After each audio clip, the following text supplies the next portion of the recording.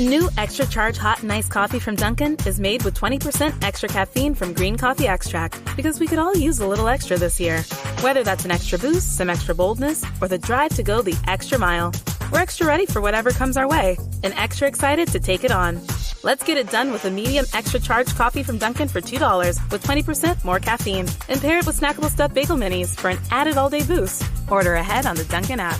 America runs on Dunkin'. Participation may vary. Limited time offer. Me, but also you. The Pharaoh fast forwards his favorite foreign film, Powder Donut. Okay, what's my line? The only line I see here on the script is get options based on your budget with the Name Your Price tool from Progressive. Oh man, that's a tongue twister, huh? I'm sorry, I'm gonna need a few more minutes. Bulbous Walrus, the Bulbous Walrus. The Name Your Price tool, only from Progressive. The owl ran afoul of the comatose coxswain. Progressive Casualty Insurance Company and affiliates. Price and coverage match limited by state law. Thank you for visiting ChristopherMedia.net.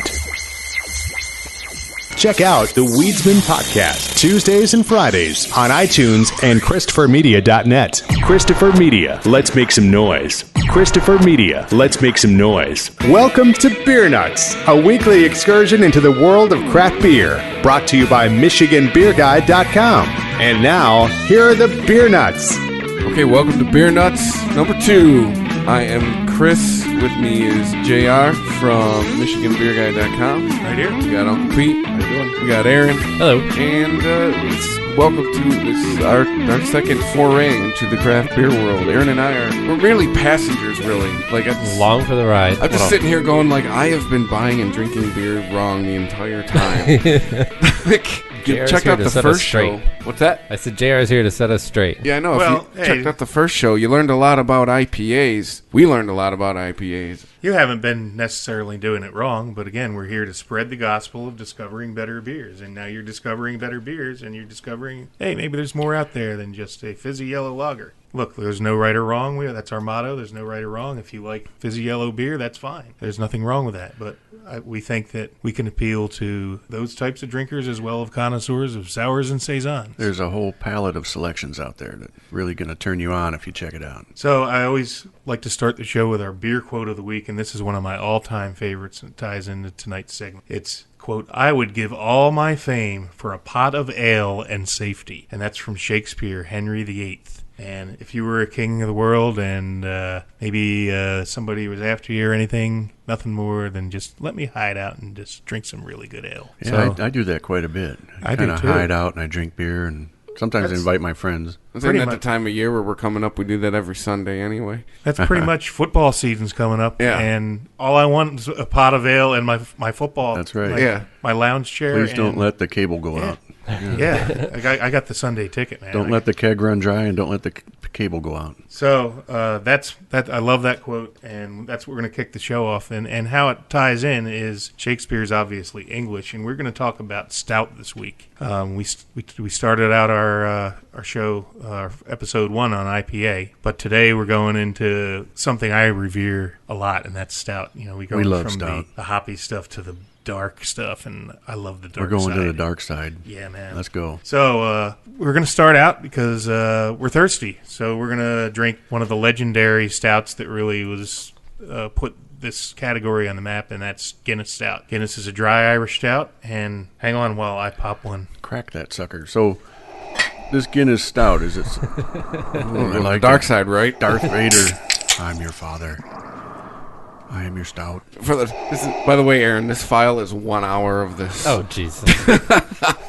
It's like putting on the fireplace on the screen, and you can watch Darth Vader breathing. A lot of people think Guinness Stout is like this big, thick mud, really strong alcohol, and it's like loaded with calories, and it's going to make me, obese. Well, you know what? It's got roughly the same amount of calories as a Miller Lite. A lot of people don't know that. And one of the reasons is it's not very strong. It's around 3.5-4% alcohol. So that's a good thing if you're watching your figure. And, it's actually very flavorful and easy to drink. It's smooth and creamy. What's this thing rattling around in the Guinness can, JR? That's called a widget. Because have you ever, when you go to a bar and you order a pint of Guinness, you ever notice a good bar it'll take a long time, and that's to pour a proper pint. Well, there's nitrogen in there that makes it creamy, that delivers the beer with a mixture of CO2 and do you nitrogen. think nitrogen makes it creamier than CO2 than carbon dioxide? It's a mixture. It's a mixture of some of each, and obviously there's CO2 in the beer because it's beer, and beer, a natural byproduct of brewing is CO2. But by putting the nitrogen in, it see that nice creamy head there? You don't get that with just CO2. So that's why that head is like that, is from the nitrogen? Yes. And you can get a bottle. Never knew that. You can get a bottle of Guinness, some of the bottled products doesn't have the widget and it doesn't deliver the same. I think they actually do have the draft Guinness bottles, which they still do have it. bottles with a widget. They do have it with a widget, but they also have just the regular Guinness bottles that do not have it, and it's completely different. But they're all, as they would say in Ireland, lovely. I wonder if there's ever been a lawsuit if somebody swallowed the widget. I hope not. I hope not. Yeah, that's a hazard. So we're gonna start, and we're all gonna do a cheers. And in Ireland, they would say slancha. So we say slancha. And I have been to the St. James Gate. Smell that one, Chris. What do you smell? First thing, boom. Vanilla? To me, it's Guinness. Okay, it's roasted barley. That's what roasted barley smells like? Yeah. Yes. So a little bit of history of Stout. Stout originated in London in the 17th century as a strong, full-bodied varieties of porter called stout porters. In the late 1700s, Guinness Stout introduced as a 7.5%, much stronger than the Guinness we know of today. And that's actually still produced today and very popular in the Caribbean, and it's known as foreign export stout because it got sent to that region, and also the style is known as tropical stout. If you go to the islands, I went on my honeymoon in Antigua, and I was on an all-inclusive resort, and they had basic beer selections and stuff, but about 100 yards down the beach, there was this little shack, and I met this Rasta guy out there trying to sell me everything under the sun, and I told him, where can I get a good beer? And he goes, oh, come on here, man. And so he walked me down the beach to this little wooden shack that had Guinness foreign stout. And is there a lot of smoke coming out of that shack? It was coming out of the Kingman. The Kingman was the guy's name, and there was a lot of smoke coming out of him. But I was on my honeymoon, and so I was a good boy. You were feeling adventurous, though. You were heading down the beach to a. But it's, you know what, the foreign stout was just fine for me at that point. So it's still branded as Guinness, but it's just called Guinness Foreign Export Stout. But it's a much stronger. It's 7.5%. We don't see that around here. You know what? They did reintroduce it into Michigan a year or two ago, and I understand the sales weren't very high, so they pulled it. I wonder if it's in other parts of the country. Yes, I'm sure it is, and it's probably in certain urban markets where where there's a demand for it, they'll sell it. But they were sending it here, and there wasn't enough demand for the product. People don't know. I mean, that's why we're doing podcasts like this, to get people to know, and then they can create an uproar, and then we can get this. If I can get an 8%, Guinness Stout, I'd go for that versus whatever this is. It's phenomenal. But you know what? The beauty of it is we homebrew. We can recreate it. We can do that. I think that could be a future collaboration beer. I think so. You can make it better. Yeah. But I every day, my new wife, why are you going down the beach with the Kingman all the time? She probably thought I was sparking up. But right? I'm like, man, I'm going for that foreign extra stout, man. That was good stuff. I'd go there and I'd drink one with the Kingman. I'd buy him one, and then I'd buy one for the road. And I'd come back, and it was way better than the mainstream beers that were available to me on the resort. Well, that's an interesting story. In the Caribbean, all I ever think of is Red Stripe, right? Jamaican, right? I hear about Red Stripe beer. Yeah, man. Red Stripe.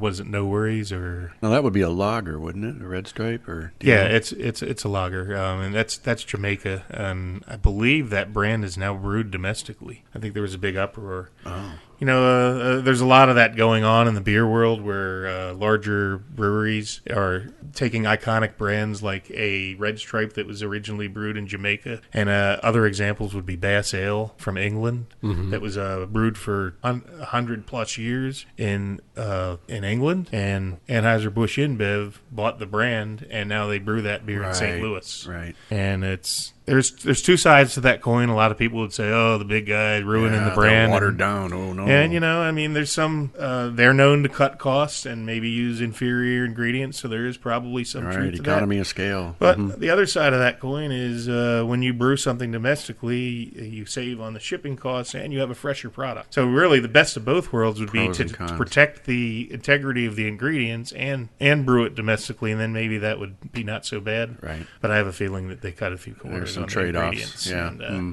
So another iconic brand that happened with is Beck's beer from Bremen, Germany. One of the iconic classic German beers of all time is now brewed in Baldwinsville, New York. Wow. So a lot of customers, they don't read the small print on the label. They think they're getting this nice German import, and it's brewed in a bud plant. Well, as long as they're still following Reinheitsgebot and the laws of the German purity laws, right? Well, you hope they are. It's debatable whether they are. I don't know. Maybe not. We'll never know. Only ABI knows. Everybody say that. But, Reinheitsgebot. Reinheitsgebot. Very good. Sound it out. 3 syllables. And what the Reinheitsgebot is you can only brew with traditional ingredients, the 4 ingredients. And those would be? Barley, malt, yeast, and water. And yeast and water, that's right. And if you add anything else to Don't that, forget you are the violating hops. the Reinheitsgebot. Oh, what I said barley and malt. That's the same thing. Yeah, whoops. Malted barley, yeast, hops, and water. That's right. Okay. Now we're on track. I'll have another sip. I'm going to have another sip. But getting back to the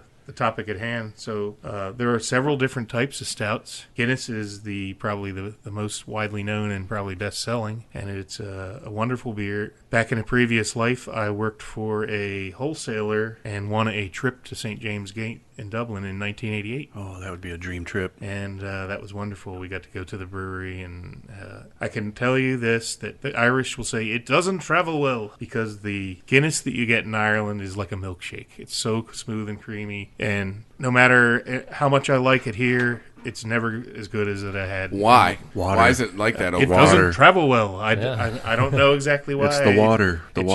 I think it's just the freshness factor. I mean, you get it, and there's a big demand for it in Dublin, so it's always fresh. It's always... I can't describe it. Kind of like when you buy Bell's in Kalamazoo, it's always better than wherever you buy it, because it's coming from the source. If you get a fresh two-hearted ale versus one that's a month old, it will be a difference. There's so many variables, though, and you start breaking it down to those 4 ingredients like you just talked about. I start with the water, right? The water you get in Dublin is not the same as the water you're going to get over here. Right. You can treat the water and make it seem the same. But they export it using the water. They brew it in Dublin and export it to the U.S., but it's still, it doesn't travel well. It loses something. I don't know what it is. All I can tell you is if you ever get the chance, it's a bucket list thing. Go to Ireland, go to St. James Gate, get a fresh Guinness somewhere in Dublin, and it'll the proper pint takes time. They pour it about half full, and then they stop. They let it settle, then they do like 2 more rituals of that, and it takes like 2-3 minutes to properly pour it. So I'd always wait till I was about half done with my pint, That's and I'd a order long another time one. to properly pour a beer. Just sitting there waiting. Like 2 minutes is a long time. It's torture on the first one, but when you're halfway done your pint, you order your second one that way. By the time they've done get ahead of the curve. You start pouring that halfway through. Oh, a great story on another trip. After that trip, I had actually a personal friend that was a roommate of mine in the D.C. area in the early 90s from Dublin who moved back there for good, and I went and visited him. And we went to this small blue-collar town where his wife was from, and he warned me on the way there, we're going to not that great of an area. I don't know if you're going to have a good time, but just... And he was like all skittish about where we were going. And it was the best night of my trip. We went there, and his father-in-law, I was the only one drinking Guinness, and he's an older gentleman in Dublin, and he just loved that I was drinking Guinness. That he had a lot of pride in that iconic brand that his country serves up. And they don't have last call there. They call it last orders. And what last orders is, it's the last opportunity to order beer. But you can order a couple of beers, and once they're in front of you, you're entitled to stay there and finish them. Oh, cool. So, as they say in Ireland, I went to the loo, and when I came back from the loo, there were 3 pints lined up in front of me, and I'm like, what's this? And he goes, I've been watching you drink. He goes, you and I will have our 3 pints down before the rest of these lads. They were all drinking like, Carlsberg and Heineken and lager beer. And, so he took a liking to me, and it was reciprocal. I really had memory. Good story. And you know what? It wasn't a bad area. As soon as we were done, we went to the fish and chipper next door, and it was very, very wonderful wonderful, memorable evening that I'll never forget. So fantastic. Good Hearing story. you talk about it makes me want to try this Irish Guinness, not the stuff that's shipped over here. Now I'm going to have to go to Ireland. I know. The stuff that we get is still good. my other Guinness story is on that trip, the first trip in 1988 where I went to the brewery. It was our first night there. We were in a hotel, and we had an organized activity, and we went to a castle and had a medieval dinner where you didn't eat with any utensils. That was pretty cool. Oh, nice. And then medieval times, they got that over there? It was actually a castle, Bunratty Castle was the name of the castle. So we did this, big cool thing, and everybody comes back to the hotel, and there's a small hotel called the Clare Inn in County Clare on the west side of the country. And we were sitting at the pub, and at like 10 o'clock at night, they called the dreaded last orders. So we each ordered a couple pints, and we got through then, and about 10:30, pub was closed, and we were out of beer, and we didn't know what to do, and we heard this huge ballroom was going nuts, and it was a wedding reception being held in the hotel. And of course, one of these guys on the trip, a buddy that I met, worked for a distributor in Florida. He goes, "I'll be right back, guys. We're not done." And he goes in, and about 5 minutes later, he comes back to the table. He goes, "Come on, I found a whole table full of Irish girls that I told them we work for Guinness, and we're here on this trip, and we're welcome in. It's a cash bar." I said, "Perfect, cash bar. All we have to do is buy people some rounds, and they'll be happy." So we went in, and we were welcomed, and so one of us went up to the guy that got us from Florida, that got us into the party, ran up to the bar, bought a whole bunch of beers back, and his beer was not a Guinness. It was a Smithwick's, which you probably see it in this country now called Smith. It looks like Smithwick's, but it's called Schmittix. It's pronounced Schmittix. And back in 1988, that was not exported to the U.S. So this guy saw this brand that he had never heard. "Oh, I want to try that. That's interesting. I want to try it." Well, so we're sitting there, and we're having a good old time drinking these beers with all these Irish girls, and everything's going great. And all of a sudden, this Irish guy stumbles up to the table. He looks like he's had a few, and he just stares at everybody at the table, and he has like a scowl on his face. And he looks at my friend that invited us to the party and bought the Schmittix, and he goes, "Nobody talks to my sister who drinks Schmittix." and he comes right over to me, staggers into me, and puts his arm around me like I'd known him all his life, and he goes, "Here's a real man drinking a Guinness." And that guy that had the Schmittix couldn't head to the bar fast enough and bought like 15 Guinnesses back to the table. And the guy's name we were speaking with his sister at the table, his name was Seamus, a nice Irish name. And what evolved out of that was we decided to do a chug. We're like, "Oh, yeah, let's do a chug," and we invited Seamus to join the chug. He couldn't talk. He was pretty half in the bag already. He goes, "What is this chig?" He kept saying chig with his accent. He couldn't say chug, between his accent and his drunkenness. So we all did a toast and demonstration. Sure. Cheers, and we tapped our glasses, and within 3 seconds our beer was gone. It was, "Shit! How do you do this with Guinness? You cannot drink Guinness that fast." And we were like, "Oh yeah, let's do another one." So and he goes, "Tell me, how do you do this?" He goes, "Well, everybody drinks their beer down, and the last guy done has to buy the next round." Okay, that's how you do the chig. So needless to say, Seamus brought a few rounds and was feeling it the next day. So going around scouting for weak drinkers, like, all right, let's play it with that guy. That's right. So we thought it was a Mexican standoff when he came to the table, and he ended up being our best buddy by the end of the night. And the epilogue to that was the next night in the bar. The same thing happened. We came back from an organized activity, and we walk into the pub to catch last call at the bar in the hotel, and who's there but Seamus and a buddy. Hey, there they are. We've been practicing our chigs all night. And we went up, and he still wasn't as fast as I, but he was getting better. And as we got on the plane to fly home, and we were the leader of our trip handed out various awards for various things that happened on the trip. I got some kind of like booby prize award for teaching the Irish how to chig. So on that, great story. Good old Irish chig. Apparently I've chigged too much. Oh, well, nobody talks to my sister who drinks Schmittix. Good stories. I love that. International relations at their best. So we are just about. Has everybody done their Guinness yet? Mm-hmm. Oh yeah. It's a brand I'll always love. It's a mainstream brand. A lot of craft beer drinkers don't really revere it, but I've been known to, when I order a Guinness, if they pour it right, I'll sit there and stare while they're pouring and just admire. When you get if you ever notice to make that foamy head, Yeah. you'll get this cascade of carbonation that's just a beauty to look at, and you just want to stare at it. It's so beautiful. Yeah. It's like watching a waterfall. It's like or a something. waterfall and just cascading bubbles. It really is, and just because a beer is maybe easy to get or mass-produced doesn't mean it's still not fantastic, and I'll always revere a good pint of Guinness, like you said. Yeah, for the longest time, it was my after-dinner beer. Yeah, after I'm done. dessert. Because I did all the cooking. So I'd cook, clean up, and have a Guinness to myself. Nice. You know, when you talk about the Irish and the English, one of the things a lot of people know that they don't drink their beer as cold as we do in America. But the other thing is, in general, most of their beers are not as strong as ours. Right. Because their mantra is they're in for the long haul, man. It's a marathon. It's not a sprint. Mm-hmm. And they would rather, open the pub up and close it and drink all day. And if you go to Scotland, I've been to Edinburgh. In Scotland, they have 60 shilling, 70 shilling, 80 shilling, various strengths, and the milder, the lower the number, the milder the strength. Right. And if you're in there and you just want to be drinking pint after pint, you're going to probably want a 50 shilling or a 60 shilling. And if you get over 70, I think they call them wee heavies. Yeah. And those are like the real strong stuff. Those are like 1 and 2 and done. Well, it seems to me there was part of the culture, right, is, you work so many hours for, let's say, half of your day. Let's say you work 4 hours and a half of your day, and you get a break, and I mean, it was okay by law. I mean, you could have a few beers, right? Yeah. And so thus, we talked earlier in another podcast about session ales. Yep. You want ales that aren't going to weigh you down or get you too loaded, and they're going to satisfy your palate, and you're going to enjoy it and be able to go back to work for another session, so to speak, a couple of hours, and,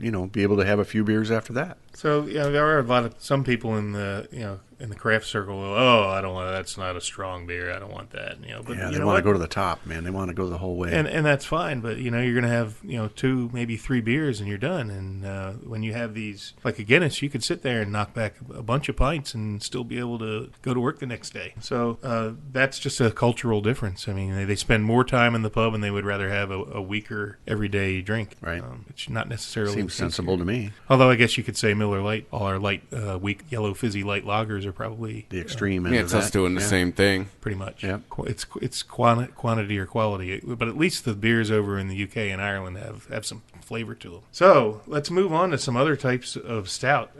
There are other types of milk stout. Have you ever brewed a milk stout, Pete? I've done sweet stouts. Does it involve milk? Oh, lactose, I think, is a component. Lactose is a component. It's a sugar. It's an unfermentable sugar. Most sugars, when you put them into when you're brewing, the sugars get converted into alcohol and CO2. That's what the brewing process does, the fermentation process. But lactose is a non-fermentable sugar. Yeah, I've never purposefully used lactose, but I've made, dry style stouts and sweet style stouts, but that was just, by different amounts of malt and different kinds of malt that I used. But I never used a lactose, which I should try sometime. What the lactose does is, since it's non-fermentable, it enables the beer to come out sweeter because the sugar's still there. It doesn't get fermented out. If you fully ferment any other beer, all the sugars get fermented out and it becomes dry. So that's a milk stout. I do not have any milk stout here, but I wanted to mention that because it's one of the styles. But we do have here, we have a chocolate stout. There's several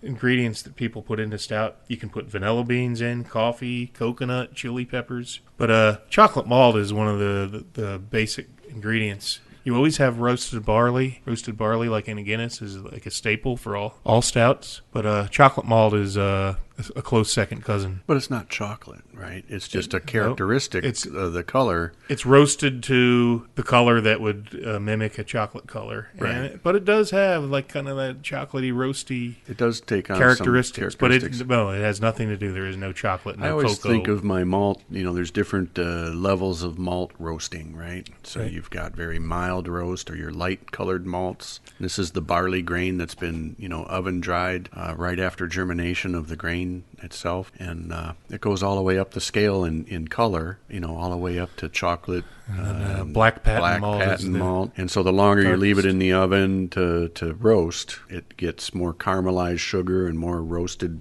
dark color on it, and it gives different character to the beer. For those of you that haven't thought much about malt before, I thought I'd say that. Well, All that talk about malt's making me really thirsty. Yeah, for me too. So what we have here, I might as well spill the beans. Our brewery of the week this week, for episode number 2, is going to be an English brewery that covers almost all the styles of stouts that we want to cover today. And it's Samuel Smith's Old Brewery in Tadcaster in North Yorkshire, England. Tadcaster, is that a name or a type? That's a name. Isn't that a cool I've name? had that before. You know what? That might be the name of my next fantasy football team, the Tadcasters. Yeah. That's just a cool name, isn't it? Sounds like a rejected Fender model. Right, doesn't it?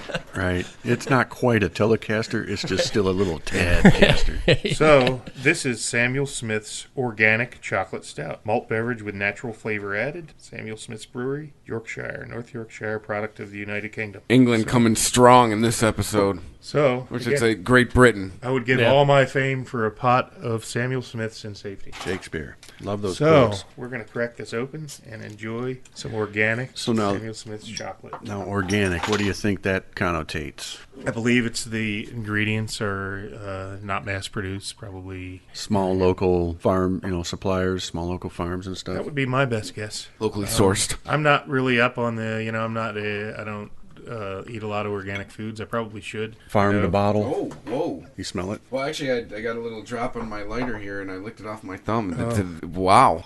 I'm interested to taste it. So, smell it first and tell us what you're experiencing. Smells a little sweeter than... It smells like Guinness, but you got a little sweet. Yeah, like if you just melted a pot of milk chocolate and stuck your nose over it and smelled it. Oh, that smells amazing. And that... Wow. That's fantastic. Yeah. So you're happier with this than the IPA show? Liquid candy bar. This is more up your alley. This is great. Yeah. Whatever. This is awesome. Have one of these after dinner. That's your dessert right there. There you go.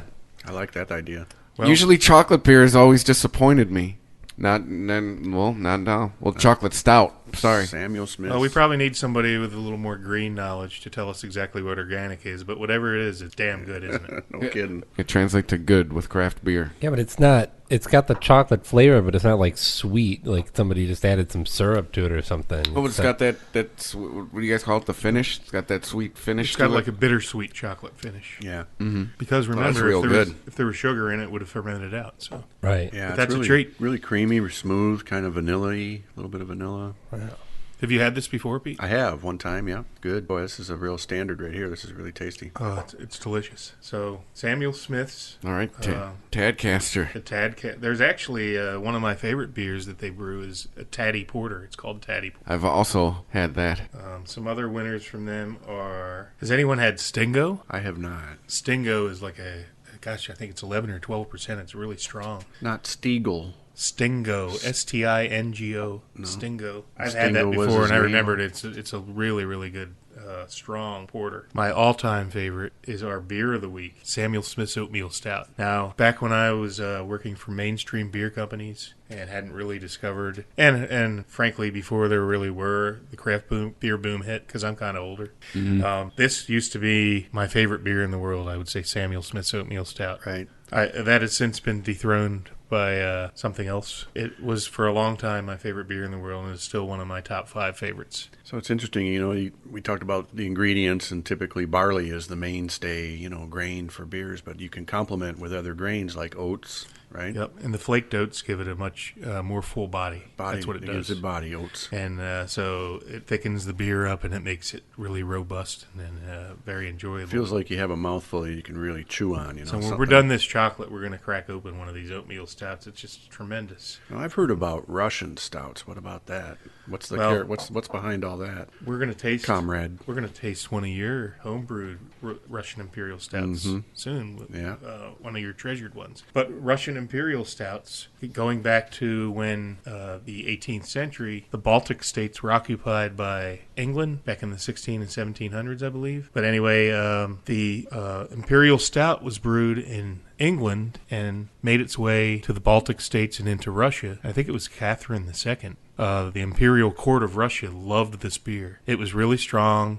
Because it was high in alcohol, it preserved longer. You could cellar it for a couple of years. Yeah, store it away. So that's how Russian Imperial Stout got its name. Literally, the royalty of Russia treasured this beer, and there became a great demand for it in Russia, and it was brewed in England for the Russians. And that's where Russian Imperial Stout comes from. It's a very, it's high alcohol, usually between 9 and 13, 14%. Right. Full-bodied, very dark. Full-bodied. I mean, this is a beer you can chew. Black as black as black. It's one of my favorite styles, if not my favorite style of beer. I mean, you look at the head on the Samuel Smiths, right, and it's kind of tannish. But some of these Imperial Russian stouts that you get, you get a very dark head on it. Kind of a blackish foam. It's kind of strange, but they say that has to look strange. Like trying to picture that. It does. Well, they're good. They're really good. They live up to their name. And craft beer aficionados really love this style because they like it's something you sip like a fine cognac, or it's I can see that. Very high in alcohol, and you're not sitting down there to pound a pint of this stuff. It's something that you want to enjoy every sip. It's higher alcohol, so it's kind of like the port wine of beers. It's right? a great pairs well with a cigar for people that enjoy cigars. There's so many iconic beers now that are based Imperial Stouts, not necessarily Russian Imperial Stouts, but Imperial Stout, which is the stronger style stout. One of the ones dear to our hearts here in Michigan is KBS, Founders Kentucky Breakfast Stout. Oh man, that's so good. And that's all. You take a base Imperial Stout, and they also make a wonderful Imperial Stout on its own. But then they make KBS, which incorporates oatmeal, coffee, vanilla, barrel age, and they age it in bourbon barrels in caves in Grand Rapids, and it comes out every March. Salivating. And I should have brought one. I really should have, because I have stashed a few away from last year. But it's almost like a craft beer person's Christmas when KBS is released. One of the downsides of it is there's so much demand for it. Isn't that the one that you say you make the trip for every year? Nope. That's a different one. Probably more people make the trip for KBS, but my personal favorite is Backwoods Bastard, which is actually a Scotch ale. That's right. It's the bourbon barrel-aged Scotch ale from Founders, and I do. The first Monday in November is usually when they release, and I usually book a hotel room and make my way out there and get my 2-case allotment. Now, KBS is much more, there's a higher demand and a lower supply of that, so that's a lot harder to get. Yeah. Now, I think you can get, 2 or 3 4-packs of that if you're lucky. You have to go online and register for a lottery, and if you get the lottery, then you have to show up at the brewery on the day that you're allocated and pick up your 2 or 3 4-packs. Right. Otherwise, you're stuck with hunting them down at your local bottle shops at the corner, and hopefully they have one. And that's always a fun time. They might sell you one bottle. That's when KBS is released. There's the truck chasers come out. Yeah. And I've hit a few stores looking for KBS, and usually when it comes out, you're lucky to get 1 or 2 bottles. Right. Each store only gets a case or 2, and there's such a demand that they take care of their better customers. They'll sell you 1 or 2 bottles. Some of them make you buy something else. I like the Imperial Stout, though. I mean, there isn't any that I don't like, but I like the Imperial Stout as a home brewer, right? Because as a base beer, I can do a lot of different things with it. And you were already mentioning a few things. You can barrel age it. You could add coffee. You could add chocolate. You could add vanilla. You could add peppers. Cinnamon, nutmeg, all kinds of things, and just have a really good time with it. And they're the kind of beer that, it might be cold when you pull it out of the fridge, but you could savor it, and as it warms up, you're going to find all these different flavors and aromas just coming through that you didn't get when you first took your first sip, right? You touched on an important point. That's a real pleasure. Now, when we did the IPAs in the last episode, those are to be served colder. But the Imperial Stouts, you really don't want them to be super cold, and as a sipping beer, as the glass warms, it's unbelievable how it improves with each passing minute. Yep. As it gets warmer, and more flavors explode out of the liquid. It's just unbelievable. And a lot of people you don't want to have it room temperature at the beginning. You want to have it chilled to maybe 50, 55 degrees. Mid-50s, yeah. And then it's fine when it gets to room temperature. But it's just amazing how the flavors open up at warmer temperatures. Yeah, that's a great experience. So we do have some Russian Imperial Stout that Uncle Pete brewed. Yep. But before we do that, do you want to have that first, or would you rather have the Oatmeal Stout? Because that is the Oatmeal Stout by Samuel Smith is our beer of the week, and it was, up until I discovered Backwoods Bastard, it was my all-time favorite beer in the world. So it's pretty highly acclaimed. Let's start with that. And with a build-up like that, we got to try it. Yeah. We're going to go, the grand finale is going to be, we we have 2 homebrewed stouts. Yep. But let's just go to the oatmeal stout. Let's do the okay? oatmeal. I agree. It's all wrapped in foil. Yes, this is a Samuel Smith's Old Brewery, Tadcaster, the celebrated oatmeal stout. So let's have some. Aaron, you seem to get neglected over there. Here. No, I'm good. Okay. I love oatmeal stouts, so I'm excited. So again, I've added oatmeal once or twice to a couple of stouts I've done. we remember I made a batch last year of where I put some vanilla beans in, and one thing when you add things to beer, you can't just add them, because if you add vanilla beans, you risk infecting the beer with bacteria. No. Right. So That's why I make a tincture. you can make a tincture, and what you do is you put, what I did is I took a jar and I put Buffalo Trace bourbon in it, and I put the vanilla beans inside there, and I let it sit for 3-4 weeks, and the bourbon goes into, the vanilla flavor goes, steeps into the bourbon, and then you pour the whole thing into the batch. Right. I use vodka for mine. Mm-hmm. You know, for a lot my of tinctures. people use vodka because it's a neutral, it doesn't add any flavor, and I love bourbon, and that's what's great about homebrewing. You can do whatever the heck you want. Yeah, tinctures are great. I mean, that's like I'll crush my cocoa beans and add it to a couple ounces of vodka and let it sit for a couple weeks until the flavors are extracted into that nice tincture. Or the vanilla beans, I'll dice them up and cut out the that center part of the vanilla bean where the real flavor comes from. Sumatran coffee. I've used Sumatran coffee soaked in bourbon, and then I put the vanilla beans in that. I've used those spice grinders, where you could put everything in the grinder like a coffee bean grinder. Yep, just mix it all up and just make a powder out of it and mix that in with my vodka and make a tincture. So, everybody listening, if you have any ideas of some exotic flavor you'd like to put into a stout, send it to us. Tweet us at Michigan Beer Guy. There could be something in it for you. What's the most exotic stout you guys have ever heard of? I don't most exotic. I mean the flavors. What you were just talking about. What's the craziest flavors you've ever heard of that you were like, wow, I didn't think you could do that. Man, I don't know. They're normally, what I really like is the Mexican stout, which is generally coffee and chili peppers. Yeah. Jalapenos and coffee. I don't know from terms of exotic. I'm sure there's something out there. What was that? Was that a stout that the Neptune? Was it Neptune? Really bizarre. I'd have to look up the ingredients in that to see. There was a whole bevy of ingredients. That might be the answer to your question right there.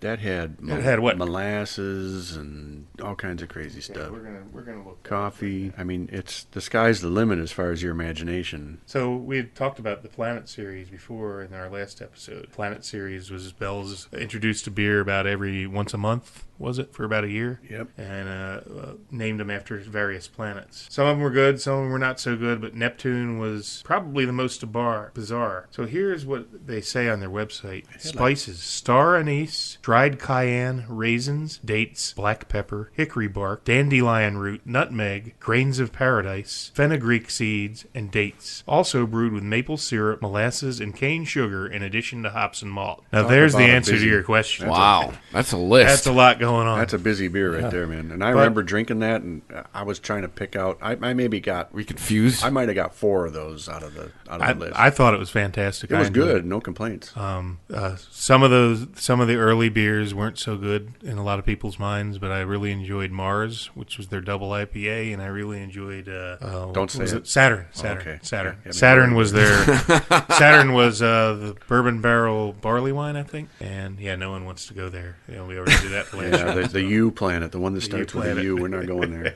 Okay, but anyway, there's the answer. I mean, can you possibly find anything that has all that in it? I don't know what anybody was doing when they made that recipe, but I know as homebrewers, JR and I have experimented with some of your typical kitchen spices. Like we said, chocolate, vanilla, coffee, stuff like that, cinnamon, hot peppers, hot peppers. So, but, what was the strangest one? I remember last summer, right? They had that hot dog beer at the beer festival. Greenbush, right? Yeah, was it Greenbush? I think so. Yeah, at the I am just summer not festival. interested by just that description. Hey, you know what? We were at the beer festival. We saw this. We were like, we got to try it. We got to see. And it tastes exactly like a hot dog. I don't want to know how they made it. I don't know how I feel about drinking a hot dog. But you know what? I mean, everybody that tried it actually liked it. It was weird. So. Were people shooting mustard into it? Nope. Mustard chaser. I can't explain it. You just had to try it, and I looked for it at this beer festival, but they had all the 31 ice cream flavors. Yeah, they had the ice cream, hot dogs, and ice cream. But you know what? I mean, what an innovative brewery to even think to do that. So, gotta give them what credit. brewery was this again? That was Greenbush Brewing in Sawyer, Michigan. Yeah, right down by the southwestern corner of the state. Here's the thing: it says, "I think we have a wiener Chicago-style hot dog beer brewed by Greenbush Brewing." I don't think they'll be Chicago style. So what, you put a pickle on it? Hey man, sport pepper, baby. Pepper, yeah. Celery salt. Got to have that. And there probably was mustard in there. I'll bet you they put mustard seeds in it. Yeah. So you can, Pete. You know what? I just came up with a great idea for us to brew sometime. Yeah. What'd you like? We're gonna make like a wheel, and we're gonna spin it. We're gonna put all kind of bizarre ingredients. There you go. We're gonna spin it, and we're gonna make like a recipe. Like, there you go. Call it's it Wheel of Fortune. We'll call it. I guess there is no Pluto now. Since Neptune was this, we'll call ours Pluto. Yeah, Pluto's back. We'll in make town. our own darn planet. Pluto's back in town. I like it. Planet Lovetron. It doesn't get enough respect. Rest in peace to our boy Daryl Dawkins, who I'm a big 76ers fan, but I know he also played for the Pistons. Ah, okay. So Chocolate Thunder. Maybe we'll call it Planet Lovetron. We'll use chocolate malt. So again, this oatmeal stout. This is is just amazing. solid. It smells great.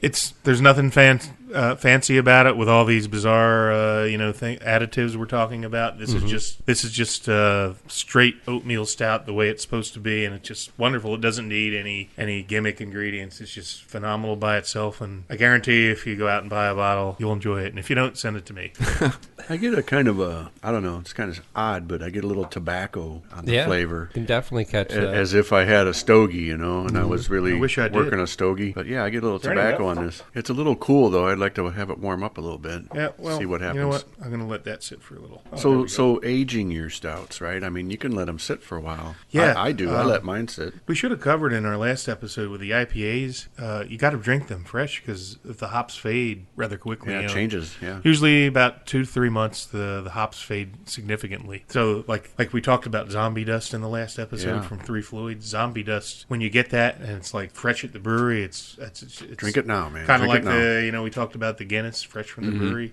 It's phenomenal. But with a Russian Imperial Stout or a real strong Imperial Stout, you can cellar these for years, and actually they'll improve, and other flavors will evolve and develop. Well, I mean, let's be clear. There's nothing wrong with drinking any beer fresh. Right? Oh no, but absolutely not. Drink it fresh. Craft beer aficionados often will buy, like, say, a good, like a KBS comes out. They'll buy, like, a couple of them, and they'll drink 1 or 2, and then they'll put the rest in their cellar, and they'll age them for a year or 2. Now, I remember one of the first craft beer, or first home brews I ever made was a Russian Imperial Stout. And I remember I took it to my homebrew club meeting, and there's a certified judge that judges competitions. And here I am, this new guy. It's like my second batch or something. Like, I'm sure I made all kinds of mistakes because I was new. But it came out pretty good, and he tasted it, and he goes, wow, this is pretty good. And he goes, is this an all-grain beer? I said, no. At that time, and when I was beginning, I started with extract, which most people do, which is basically the difference between extract brewing and all-grain. The easiest analogy would be baking a cake from a box versus from scratch. It cuts some corners, it cuts some time off of your brew day, and instead of having to extract the sugars out of the grains naturally, you just buy a jar of syrup. So you're just being it's told, already extracted. You're just being told how instead of told why. They're doing the mashing for you. They did half the work for you. Yeah. So anyway, this was an extract beer, and he goes, oh well, it really has a lot of flavor for it. I would have never thought this was an extract beer, so that made me feel real good. He goes, well, but what I want you to do, he goes, take it home, put it in a dark closet somewhere cool where the temperature's the same in my basement cellar. Just cellar it for a year, bring it back to the meeting, and then cellar it for another year and bring it back to the meeting. And so I have done that, and each year it got better and better and better. But now it's been 3 years, and the last meeting I took him a 3-year one. I only have like 4 bottles left. And he goes, well, it's starting to go backwards now. So that particular beer, it improved and kind of peaked about 2.5 years, and now at 3 years it's starting to. So, but it's cool. It's cool to a lot of these guys that in the craft beer collectors and aficionados for years, they've got 4 or 5 different years of KBS, and they have people over to their house and they say, hey, we're going to do a KBS verdict, and they'll try this year, and they try them all, and everybody's like, okay, well, we think this year's the best. Yeah, they're different though. They do end up different. But the point is, you can age these, and the flavors will change and develop over time, and you get all these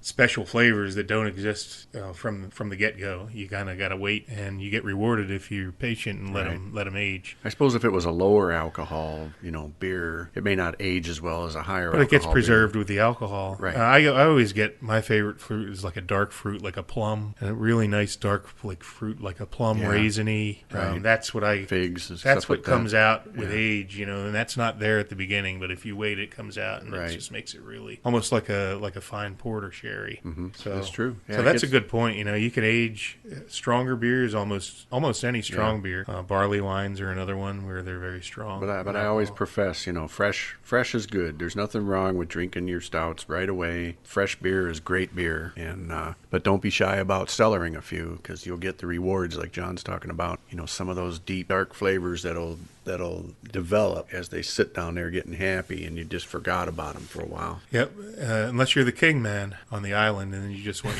your tropical stout and your blunt. Yeah.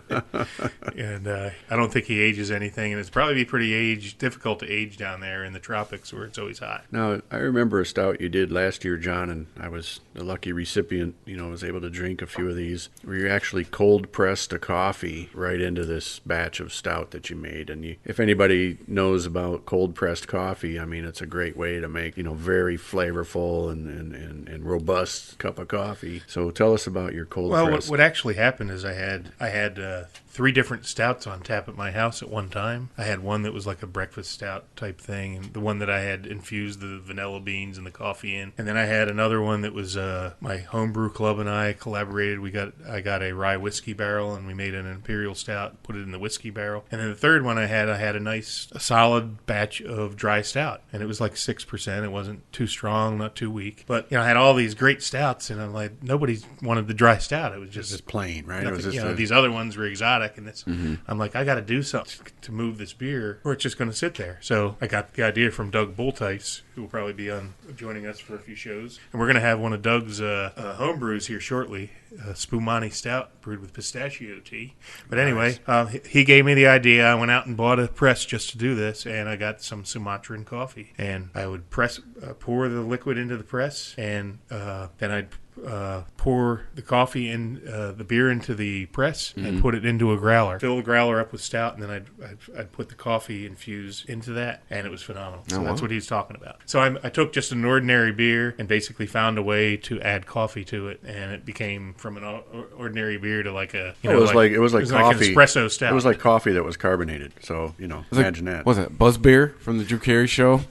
Yeah, man. Yeah. Oh, and you don't want to have a glass of that before bed. He'll be up till 3 in the morning. Carbonated coffee, I got to tell you. One time I went to Brewery Vivant over in Grand Rapids, right? And it's in an old church, and they got stained glass and everything, and up where the altar used to be is where the bar is. Well, we went for brewer's breakfast, they called it, on the morning of the beer fest up there in Grand Rapids. And so we go to the brewer's breakfast at Brewery Vivant, because they had a kitchen and they made food, and everybody's having breakfast, eggs and potatoes and everything, but 8, 9 in the morning, you're having a beer with your breakfast. Well, besides having a beer, they were serving coffee on nitrogen. And you were talking earlier about this widget in the can, right? In the Guinness, made the nitrogen gas, and it made a nice creamy glass of beer. So it was just coffee? It wasn't alcoholic? It was just coffee on nitrogen, and it came in a glass. How interesting. And it was all frothy and foamy and creamy and everything. And it was cold. It was a cold coffee. It was fantastic. It was beautiful. It went great with breakfast. Oh, I want to try that. Well, let's try Doug's Spumani Stout now. Yes, let's. It's carbonated. So you're going to have a recipe for this to share, John? Yep. All the recipes for all the home brews that we try will be published on MichiganBeerGuide.com. So visit the site, and you can download the recipes, brew it yourself if you're a home brewer. And we're going to have this. I've never had this. I've heard much Spumani about it. Stout. It is Doug and I brewed a batch together, the one I talked to you about,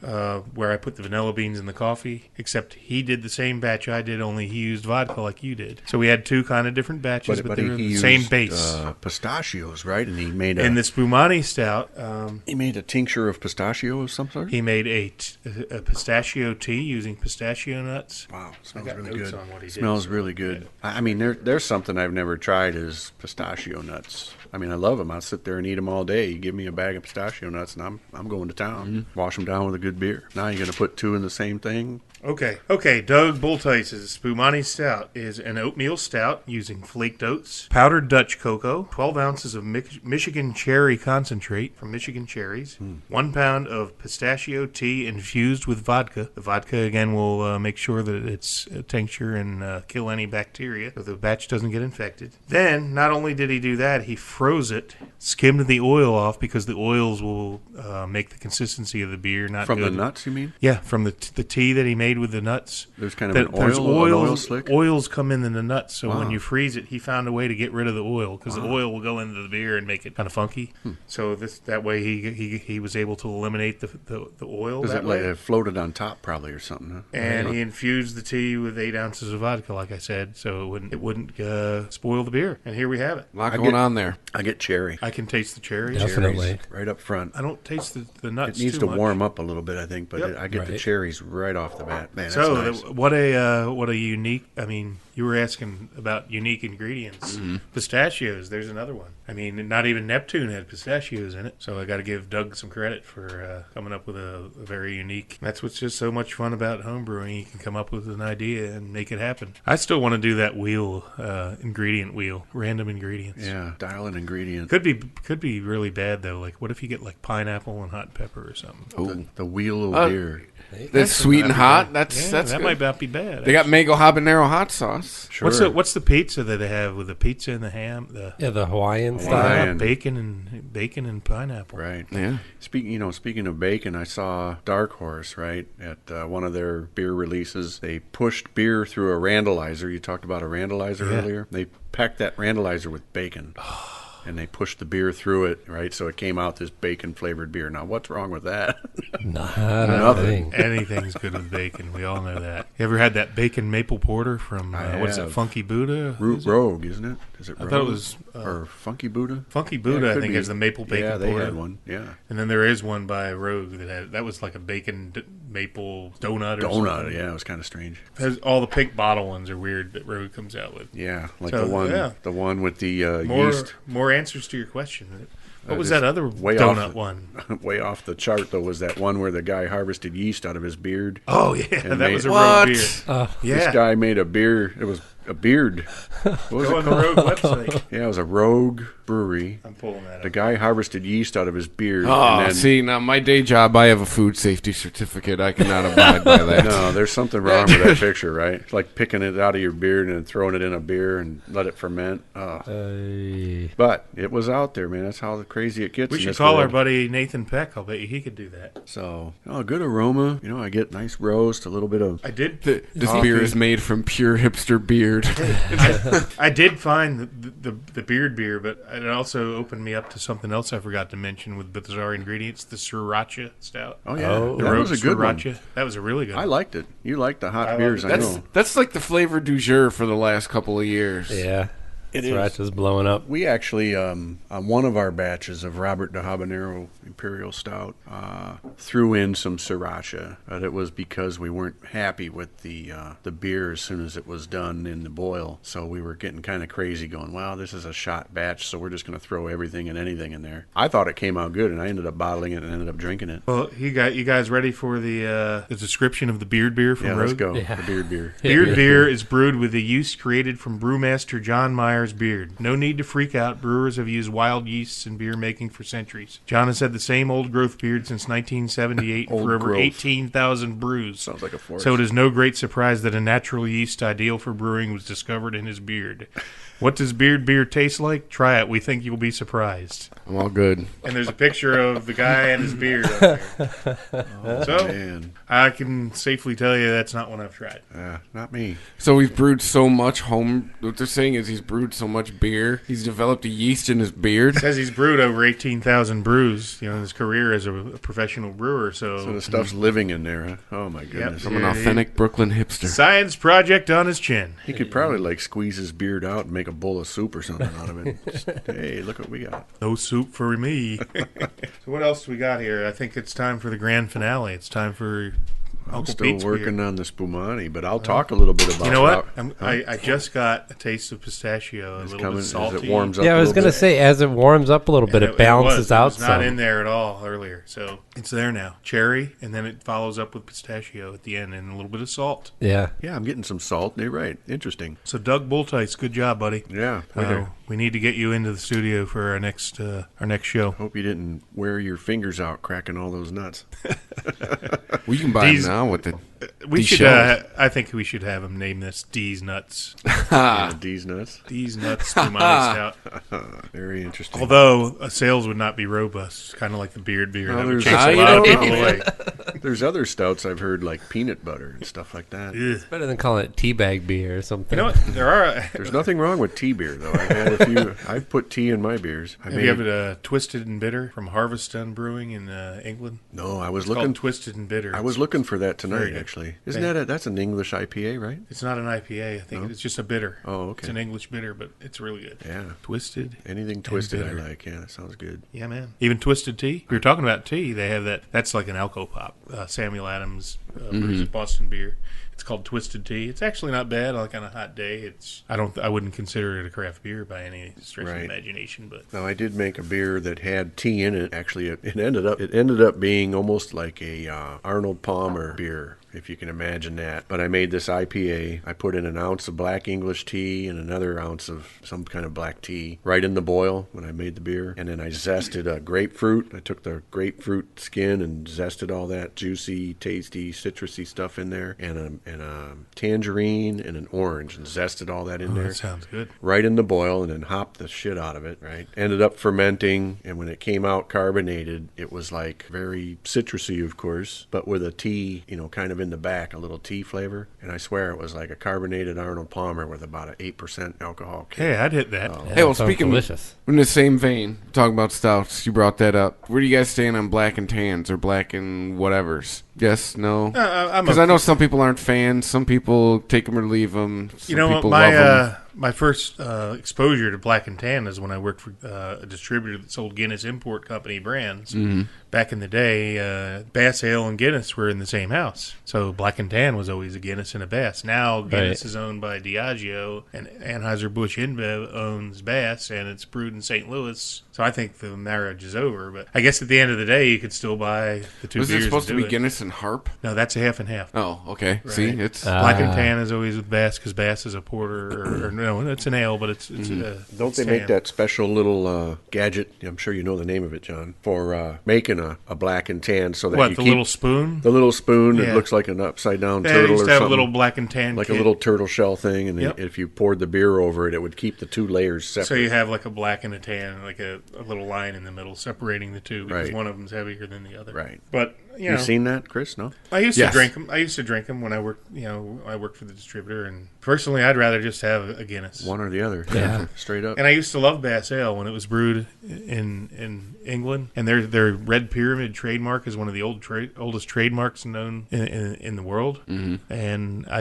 have a really bad taste in my mouth the way that the brand has been kind of, I don't want to say destroyed, but tarnished. Lessened. Yeah. Right. Tarnished. And I'm sure people affiliated with that brand in England, they're feel the same way. I mean, it's just not, you can't replicate the water there. It's very isn't it Burton-on-Trent, I think? Right. And Burton-on-Trent has a very unique water characteristics that nowhere else in the world has, and you can't make Bass Ale in St. Louis. It won't be Bass Ale. It'll be Well, you It's can fake try Bass it. Ale. It Yeah, does you can- not taste the same. No, and it doesn't. And No. you know what? Look at the sales figures. The stats don't lie. Yeah. Their sales are way down, and so is Beck's. All those brands that they bought, the consumer is responding by not buying it. And It's sad. It's sad because it was such a good That's too iconic bad. beer.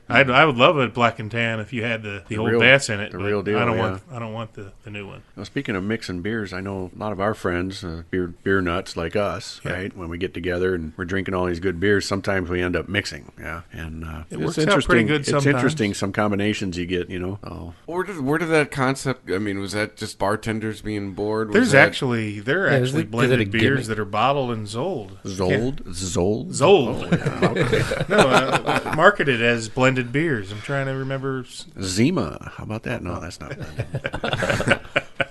Okay, I had to go there. Sorry. Well, we do have a very special beer here to wrap up the show. the grand finale? I'll talk a little bit about that one. You may have the stage. This is my Robert de Habanero that I collaborated with my niece's husband, Mike. And he's got a very creative mind when it comes to beers, and he's very enthusiastic. And he's a publican, too. Not a Republican, but a publican. That's right. He owns and operates a establishment. Nice little place, yeah. The Rockery in Wyandotte, Michigan. So props. So if you operate a pub, you are called a publican? That is correct. That's right. Yeah. So props to Mike, but in our creativeness, as we put our heads together and tried to come up with some interesting beers, we came up with the Robert de Habanero Chocolate Vanilla Stout. Oh, boy, I can't wait.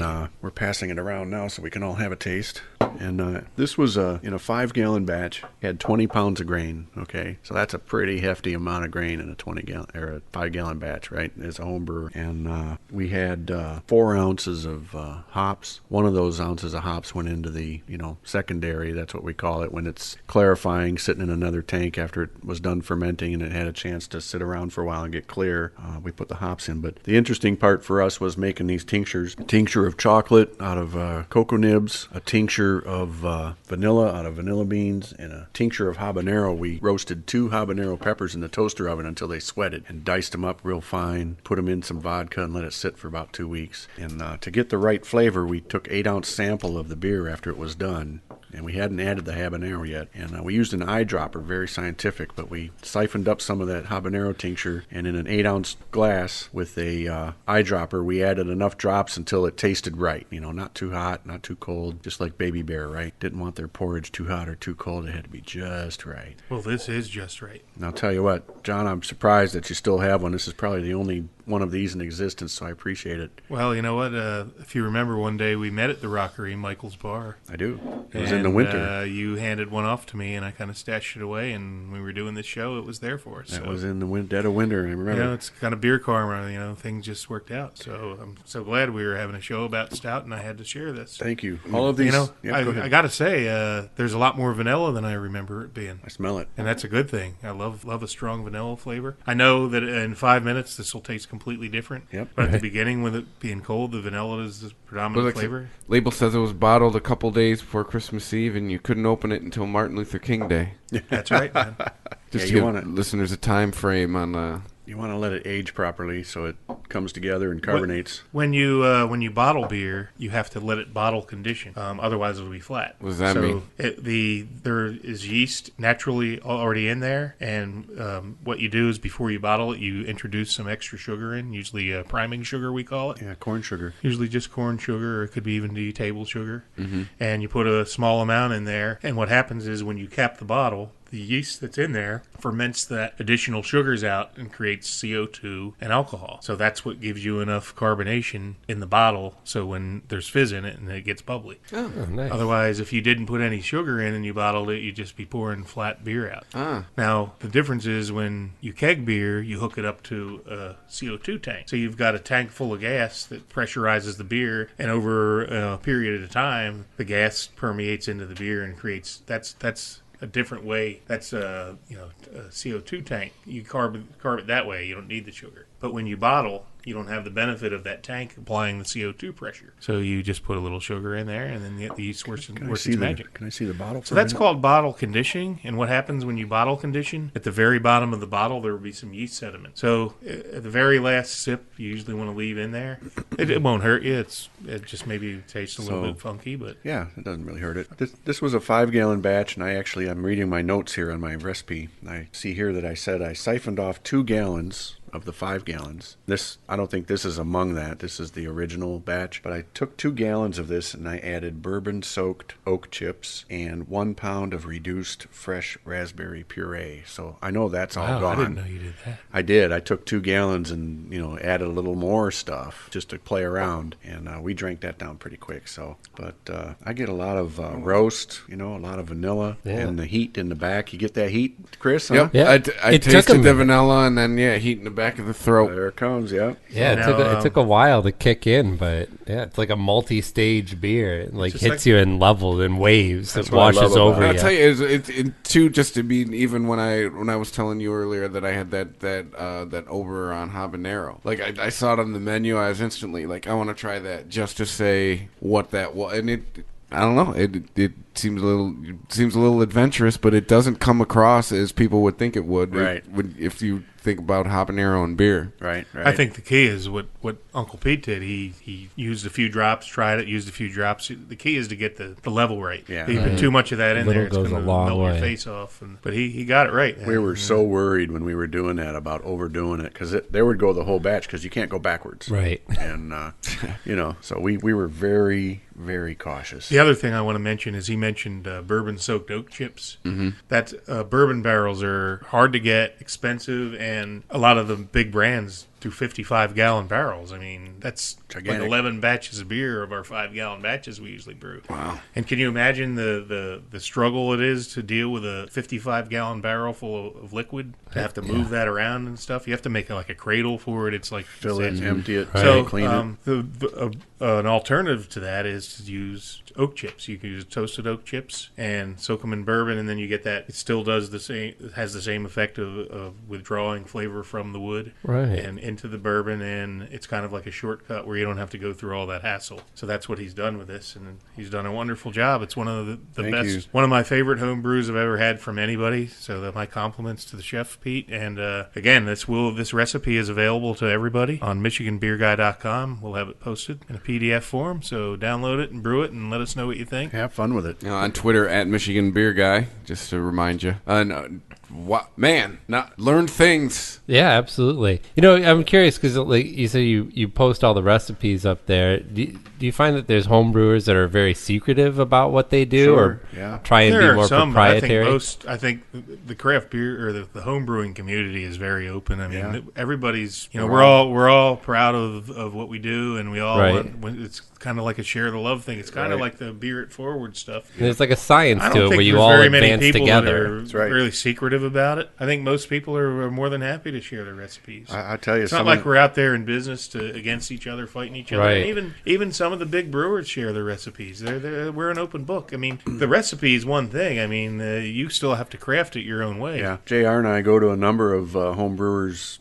There's groups of us, right, in different areas, and we meet maybe once a month, and we go to meetings, and we'll bring we'll bring some of our wares, share it, and the best thing about it is you tell them, here's how I made it, here's the recipe, and you get feedback, and so we're all learning from each other, and we're comparing notes and giving each other, helping each other make it better, suggestions, or maybe it's perfect and everybody loves it and you're good to go. And I remember one of the first meetings I went to, they said, hey, if you have a bad batch, bring that in too. We want to be able to taste that and figure out what happened, and you learn from it. I mean, you're never going to get better. And trust me, we've all had some botched batches. That I had a batch. What did we call it? The wild sour from hell or something. Yeah. That I brewed a rye dunkel from extract. I didn't have time. I all grain brew, but I was in a hurry one week, and a buddy, I promised him I was going to brew at his house, and I just went to the store and said, just give me some extract. I don't want to have this be a long brew day. Yeah. And I cut a few corners, and it cost me because when I kegged the batch and poured it out, it tasted got something wild nasty in there. You got a little wild yeast in there of some sort. It was a little sour, and it was supposed came out of your mustache, I think. Maybe it was. That could be, but you know what? I'm not drinking it. There was a couple people there. Oh, it's not that bad. I'll take it home with me. I'm like, hey, there you go, buddy. So there was a beer called Hopstash, I remember. But I don't think it had that yeast from the mustache. So the failed beer that I made, I mean, I believe what I did is I liked it. I tasted it. I liked it. But I hate it. A few people liked it that night. So it's now down the drain. You dumped it? Yep. Nobody took it? Darn. It's part of the Gone Network. But, I learned something from that happens. And I learned that I was in a real hurry that day, and I cut some corners, and the beer didn't come out so good. So you learned not to hurry. No hurry. And the other thing, I think I was being punished by the home brewing gods for going back to extract brewing when I'm an all-grain brewer, and I just got lazy one day and say, you know what, I'm just going to go back and do this extract batch. I just want to make a quick batch. So no more of that either. You're trying to half-ass. You got a whole ass. Right? You got it. Yep. So turn the other cheek. Stouts are good, man. One of my favorite styles, and Imperial Stout. This it's getting better as it warms, isn't it? Yeah, it does. It changes. So now the vanilla was like really strong at the beginning. It's like mellowing out. Yep. Mm-hmm. Oh wow, yeah. The vanilla was overpowering. And the peppers here kicking Chris, in. take another shot off of that. But honestly, if any homebrewers out there brew this, it's wonderful. It's Uncle Pete's kind enough to share this recipe. Oh, you're more than welcome. I'm not going to just borrow the recipe. I'm going to beg him to co-brew a batch. We're going to make it. See, I can see this one going with tacos. Yeah, it would. I'm thinking, good taco beer. I'm going to be doing this one again soon because I tend to make these when the cooler temperatures are upon us, the fall and the winter. Yeah. And I'm really thinking there's got to be cinnamon in the future of this thing because with this No Rules Vietnamese porter that just came out from Perrin Brewing. How about a little toasted coconut? And some toasted coconut would be fun to put in there, too. Yeah. Imagine the sugary sweetness you'd get from that. See how cool it is to be a home brewery? Yeah, you can just pick and choose what you want to put in. Use your imagination. So, Pete, before we end the show, can you tell us about one of my other all-time great homebrews that you make, the Honey Can't Buy Me Love? Honey Can't Buy Me Love, sure. Yeah, that was another collaboration with my niece's husband, Mike. And this is actually, we did it a couple times as a Imperial IPA. So like a double batch. In a 5-gallon batch, we doubled up the grain bill and really tried to pump up the alcohol and the body and the flavor, right, and the color. But now, I'm actually in the realm of barley wine, which is starting to get up there in the 11, 12, 13% arenas. And this is a very strong beer that we've done. Honey Can't Buy Me Love, American barley wine. And this is another 20-pound grain bill on a 5-gallon batch. But we actually added 2 pounds of orange blossom honey at the end of the boil to really kick it up a notch. And this is a very, I don't have any here with me tonight, but we'll have to do one of these nights. Oh, absolutely. And I love a good barley wine, and I've had this before, and it's excellent. Yeah. But we will post the recipe on MichiganBeerGuy.com. Absolutely. And we'll feature that in a later show after you do another batch. You betcha. Okay, well, episode 2, Beer Nuts. In the books. We're going to wrap it up in the books. A lot of empty bottles and cans hanging out in the studio. It's like a war zone in here. I know, right? But, we made it through. It's dead soldiers. Yeah, but I've always enjoyed, I especially enjoyed this episode because I've always been a fan of the porters, of the darker beers. Make sure you check us out on iTunes. Rate us 5 stars. Rate us, review us. Let us know what you think. Give us 5 stars. It's time for Craft Beer Podcast, people. Cut me some slack. Anyway, I think we all sound a little different than we did at the beginning of this show. Yeah.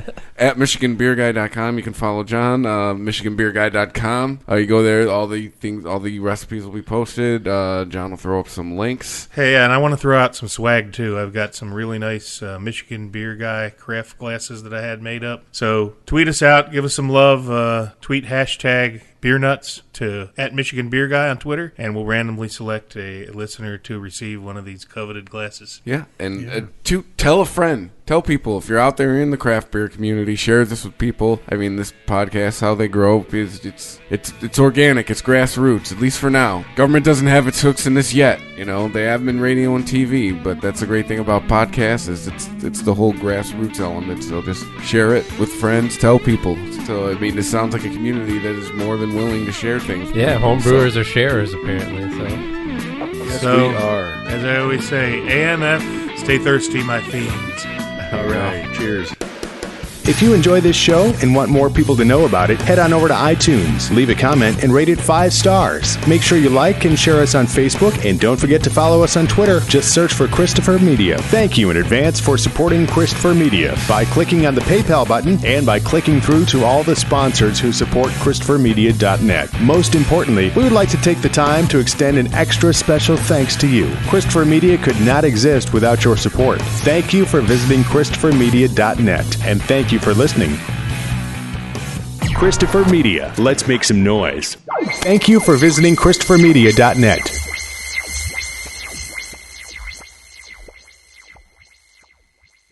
Before you drive the all-new Nissan Rogue, you gotta ask yourself, how rogue are you gonna go? We talking be one with nature in the desert rogue? Go snowshoeing in Alaska rogue? Or take the long way home just because kind of rogue? Just a question, but with 5 available drive modes, you're sure to find the answer. Go rogue in the all-new, fiercely reimagined 2021 Nissan Rogue, now with the most standard safety features in its class.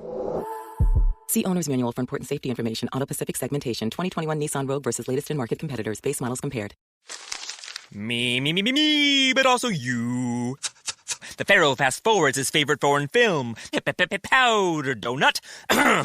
Okay, what's my line? The only line I see here on the script is get options based on your budget with the Name Your Price tool from Progressive. Oh, man, that's a tongue twister, huh? I'm sorry, I'm gonna need a few more minutes. Bulbous Walrus, the Bulbous Walrus. The name your